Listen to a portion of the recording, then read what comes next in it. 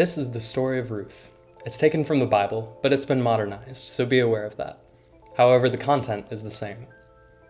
There was a famine in the land where Elimelech, his wife Naomi, and their two sons Mahlon and Chilion lived. So they left Bethlehem in Judah and settled in a land called Moab. Elimelech died, and his wife Naomi was left with her two sons. The sons married Moabite women, Orpah and Ruth. They lived there for 10 years. Then Mahlon and Chilion both died. Naomi was left with no husband and no sons. Naomi had heard that the famine was no longer an issue in Bethlehem. God had provided a good harvest there, so she decided to move back. So she and her two daughters-in-law headed to Bethlehem in the land of Judah.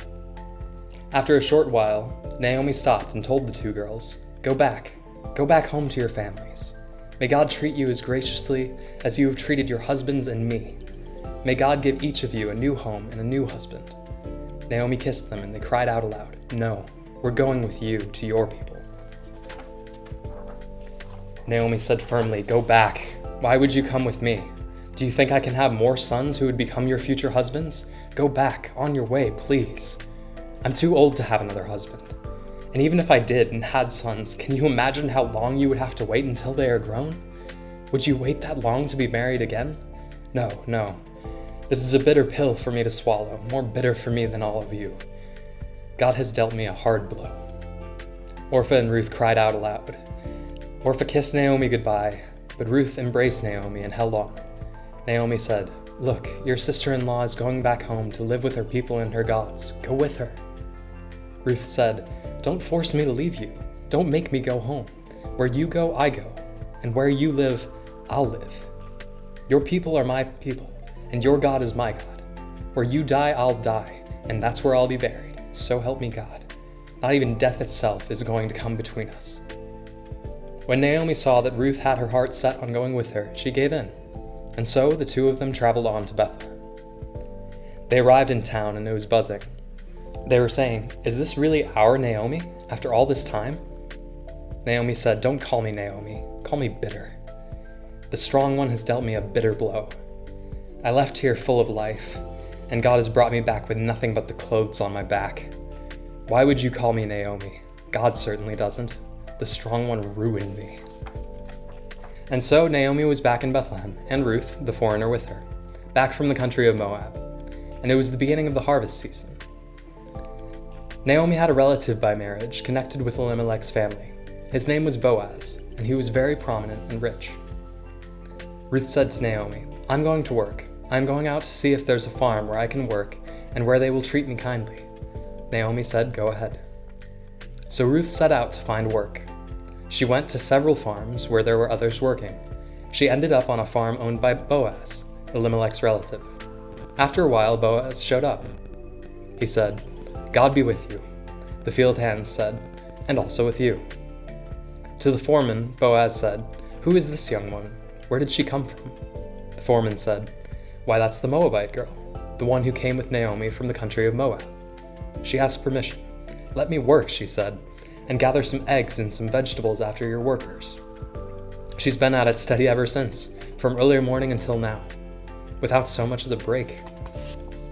Boaz strolled over and spoke to Ruth. He said, "Hey, listen, from now on, don't go to any other farm to work. Stay right here on this one, and stay close to my young women.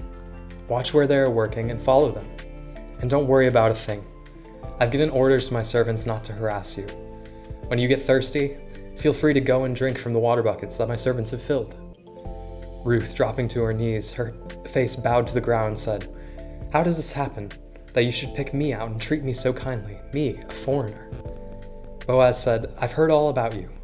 Heard about the way you treated your mother-in-law after the death of her husband, and how you left your father and mother and the land of your birth, and have come to live among a bunch of total strangers. God reward you well for what you've done, and with a generous bonus besides from God, to whom you've come seeking protection under his wings." Ruth said, "Oh, sir, such grace, such kindness, I don't deserve it. You've touched my heart, treated me like one of your own, and I don't even belong here." At the lunch break, Boaz said to Ruth, "Come over here, have some food, there's plenty." So Ruth joined the farmhands. Boaz passed the food to her. She ate her fill and even had some left over. Ruth got up to go back to work, and Boaz said to his servants, "Let her work where it's clean and dry. Make it easy for her. Better yet, pull some of the good vegetables out and leave it for her. Give her special treatment." Ruth worked in the field until evening. When she looked at what she had gathered, she ended up with nearly a full sack of vegetables. She took it, went back into town, and showed her mother-in-law the results of her day's work. She also gave her the leftovers from her lunch. Naomi said, "So where did you work today? Whose farm? God bless whoever it was who took such good care of you." Ruth said, "The man with whom I worked today? His name was Boaz." Naomi said, "Why, God bless that man. God hasn't quite walked out on us after all. He still loves us in bad times as well as good. That man, Ruth, is one of our circle of covenant redeemers, a close relative of ours." Ruth said, "Well, listen to this. He also told me, 'Stay close to my young women until my harvesting is finished.'" Naomi said, "That's wonderful, dear daughter. Do that. You'll be safe in the company of his young women, no danger now of being harassed on some stranger's farm." So Ruth did it. She stuck close to Boaz's young women, working in the fields daily until all harvesting was finished, and she continued living with her mother-in-law. Naomi said to Ruth, "My dear, isn't it about time I arranged a good home for you so you can have a happy life? And isn't Boaz our close relative, the one with whose young women you've been working? Maybe it's time to make our move. Tonight is the night of Boaz's harvest party. Take a bath, put on some perfume, get all dressed up and go to the party. But don't let him know you're there until the party is well underway and he has had plenty of food and drink. When you see him step out, watch where he goes and then follow him. Strike up a conversation with him and let him know that you are available to him for marriage by moving your ring from the left hand to the right. Then wait and see what he says.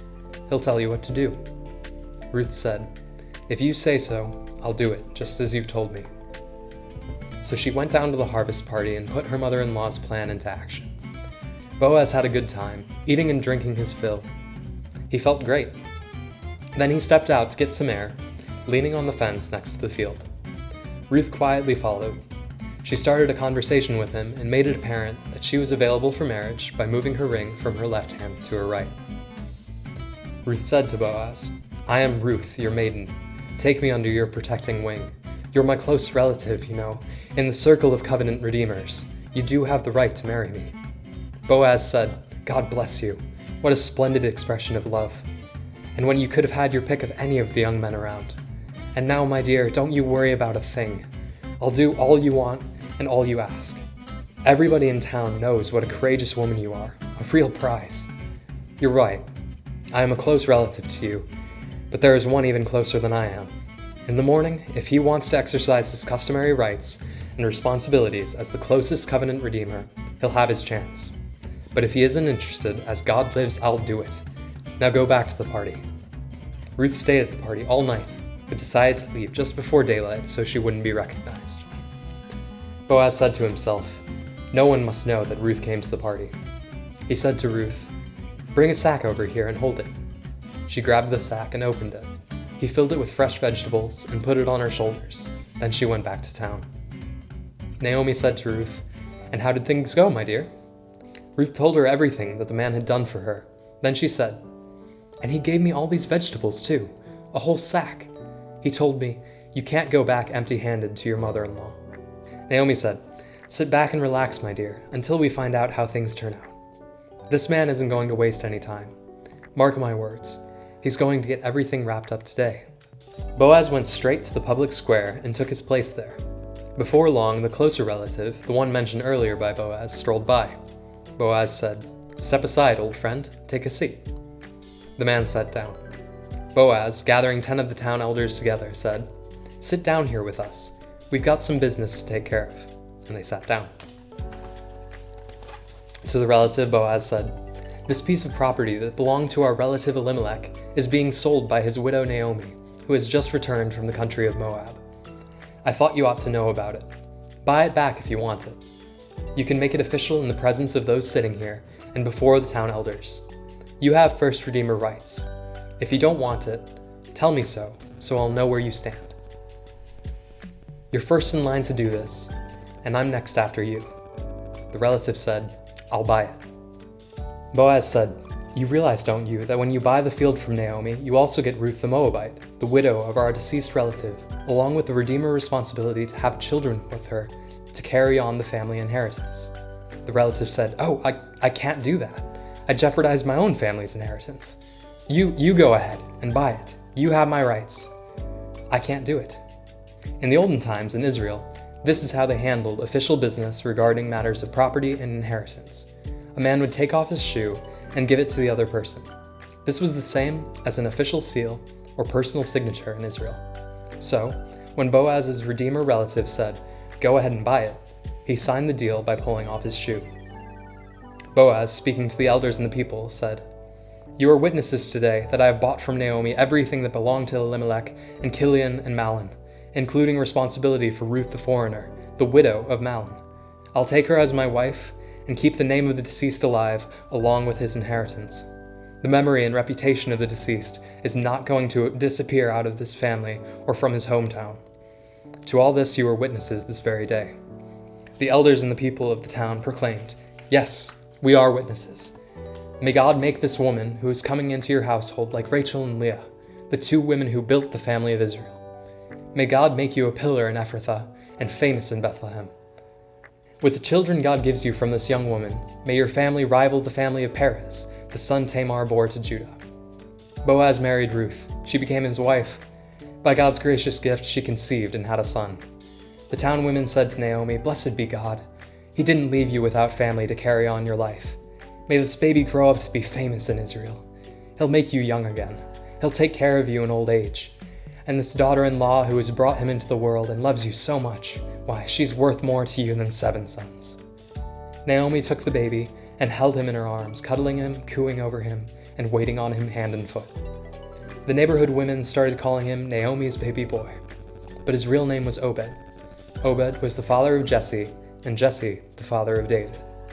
This is the family tree of Perez. Perez had Hezron. Hezron had Ram. Ram had Amminadab. Amminadab had Nahshon. Nahshon had Salmon. Salmon had Boaz. Boaz had Obed. Obed had Jesse. And Jesse had David.